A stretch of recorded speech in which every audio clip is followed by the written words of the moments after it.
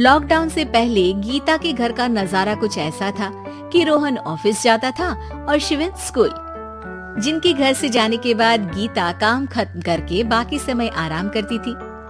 लेकिन लॉकडाउन के बाद ऑफिस और स्कूल घर में ही खुल गए और इससे गीता का हाल वो तो आपको देखने में ही मजा आएगा। शिविन, ओ शिविन, महाराज उठने के लिए क्या 21 तोपों की सलामी लेंगे? अरे बिस्तर से बाहर निकल, ऑनलाइन क्लास स्टार्ट होने वाली है। अरे तुम भी हद करती हो, स्पीकर की तरह चिल्लाने की क्या जरूरत है? दिख नहीं रहा मेरी कॉन्फ्रेंस चल रही है। अब कैमरा और स्पीकर ऑन कर रहा हूँ, मुझे कोई शोर नहीं चाहिए। इस पर जैसे ही रोहन लैपटॉप का कैमरा और स्पीकर ऑन करता है तभी कुकर की सीटी बजती है। करा लो अब इसे चुप, लॉकडाउन नहीं हुआ, मेरी मौत का फरमान जारी हो गया। दोनों बाप बेटे ने नाक में दम किया हुआ है। ऐसा बोलकर गीता वहाँ से शिविन के कमरे में पहुँच जाती है, जहाँ शिविन अभी भी सो रहा होता है। ओ आलसी, अब अगर 5 मिनट में नहीं उठाना तो आज तेरा गेम और यूट्यूब कैंसिल। माँ की बात सुनकर शिविन बिना 1 मिनट गंवाए उठ खड़ा होता है। उठ गया, अभी नहाकर भी आता हूँ। ये नाटक कहीं और, मुंह पर गीला कपड़ा मार और पढ़ने बैठ। शिविन की ऑनलाइन क्लास स्टार्ट हो जाती है, जिस पर गीता उसे वहाँ बिठाकर रसोई में चली जाती है। थोड़ी देर में उसे कमरे से कुछ आवाज सुनाई देती है, जिसे सुनकर वो कमरे में वापस आती है। हाय राम, तुझे क्लास अटेंड करने के लिए बोला था, कैमरा ऑफ करके बिस्तर पर नाचने के लिए नहीं बोला था। मम्मी मुझे कुछ समझ नहीं आ रहा, आप बाद में पढ़ा देना ना, वैसे भी अटेंडेंस तो लगी गई है।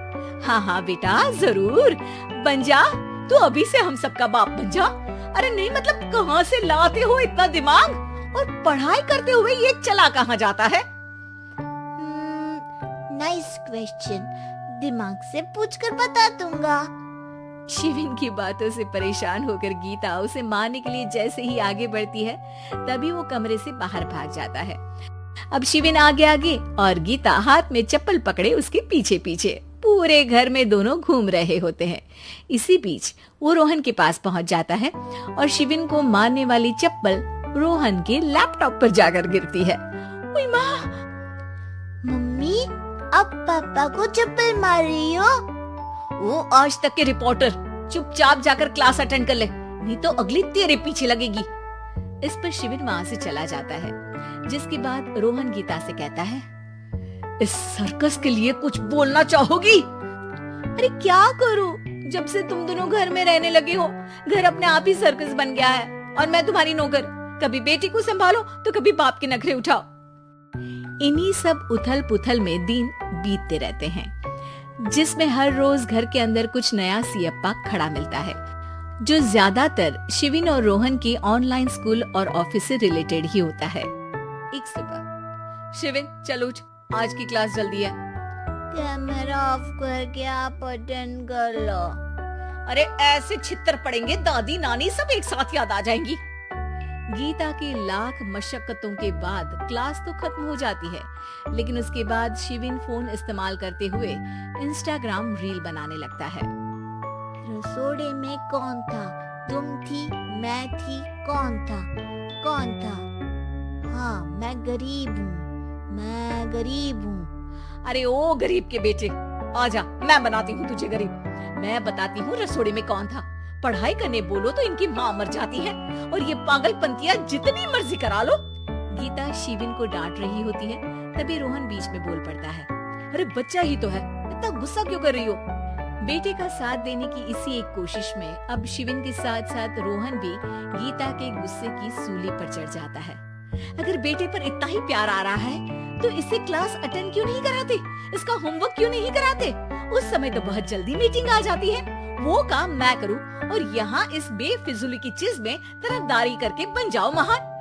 हे भगवान, कोई तो इनके ऑफिस और स्कूल खुलवाओ, मैं इन्हें और घर में नहीं सह सकती। अरे कुछ और मांग लेती, क्योंकि तुम्हारी ये विश इस साल तो पूरी होने से रही, कोरोना। हाय नास बेटे ने जिंदगी ही बर्बाद कर दी, खाए कोई पचाए कोई, कल मुझे चुन चुन कर सबको मेरी बद्दुआ लगेगी। उन्होंने दुनिया का और इन बाप बेटे दोनों ने मेरा जीना मुश्किल कर दिया। गीता वहाँ से चली जाती है, जिसके बाद रोहन शिविन से कहता है, अरे तुम्हारी मम्मी इतनी भड़की हुई क्यों है? आपकी वजह से पूरा समय घर में रहते हो और उस पर कोई काम कराने की जगह बस ऑर्डर देते रहते हो। अच्छा बेटे, सारा इल्जाम मुझ पर? पूरा दिन तो वो तुम पर ही चिल्लाती है। हाँ, मतलब दोनों का 50-50 है, कुछ करना पड़ेगा। वो कहते ना, make the best out of worst. I have an idea. वैसे तुम्हारी माँ सही कहती है, बहुत जुबान चलाने लगे हो, कम बोला करो।